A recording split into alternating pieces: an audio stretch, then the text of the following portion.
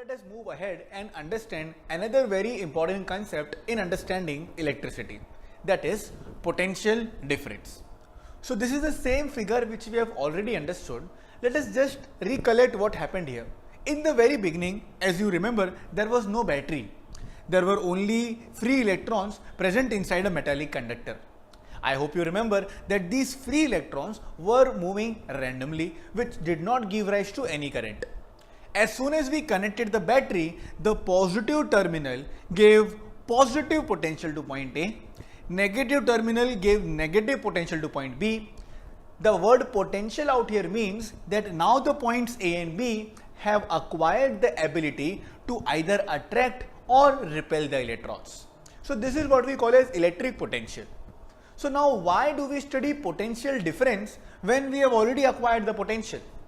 Well, just imagine if both the terminals were positive, that means A as well as B, if both would have been positive, they both would have some potential, but will that give rise to any current?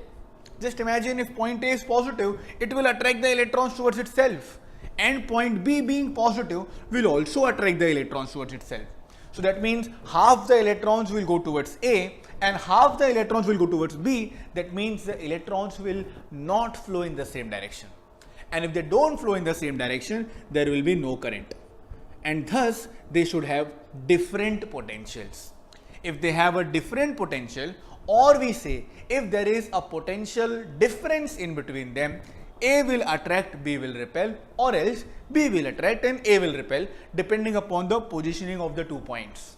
So that means to obtain electric current, we not only want electric potential, but we want a difference in potential, and that is what we call as potential difference. Now, if there is a potential difference in the circuit, we know the electrons will start flowing in one particular direction. That happens due to the force of attraction or the force of repulsion. Let us just consider this particular electron out here. So this electron will experience a force of attraction from the point A. Let us say due to that it will start flowing towards A. So there will be a force of attraction, and that force of attraction will cause some displacement from this part till the end of this conductor, denoted by the letter S. And we know that force multiplied by displacement is called as work done. So basically the battery is doing work on all these electrons present inside, which makes them to suffer some displacement. And that's the reason to understand potential difference, we say that potential difference is defined as work done on a unit charge by the battery. So this is what we call as potential difference. Now I will give you the detailed definition of potential difference, but first of all, this is how we basically obtain potential difference. So if you want to define potential difference, we will say that potential difference between any 2 points of a conductor is defined as the amount of work done in moving a unit positive charge from one end of the conductor to the other. Now you might be thinking, why did I say unit positive charge, whereas what we have inside is negative? Well, the answer I think has been explained much earlier when we were talking about the direction of current. Electrons were discovered much later, and earlier the scientists only had clue about the positive charges, and so some of the definitions are still in the same way. And so we say that the work done on a unit positive charge to transfer or to move it from one end of the conductor to the other end is called as potential difference. So work done is measured in a unit called as joule, and it is denoted by the letter J. Charge is measured, as we know, in a unit called as coulomb, and coulomb is denoted by the letter capital C. So looking at this, we feel that potential difference is denoted by the unit joule per coulomb. But instead of joule per coulomb, on the name of the scientist Alessandro Volta, the unit of potential difference is considered to be volt, denoted by the letter V. Again, as I said earlier, whenever we have a new unit, we are supposed to define it. So even here we will define what is 1 volt.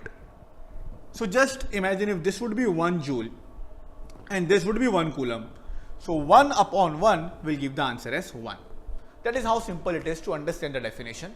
Now let us understand the statement of the definition. It states that if 1 joule of work is done in moving a charge of 1 coulomb from one end of the conductor to the other, the potential difference between the 2 points is said to be 1 volt.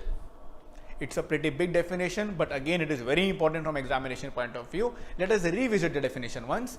If 1 joule of work is done in moving a charge of 1 coulomb from one end of the conductor to the other, the potential difference is said to be 1 volt.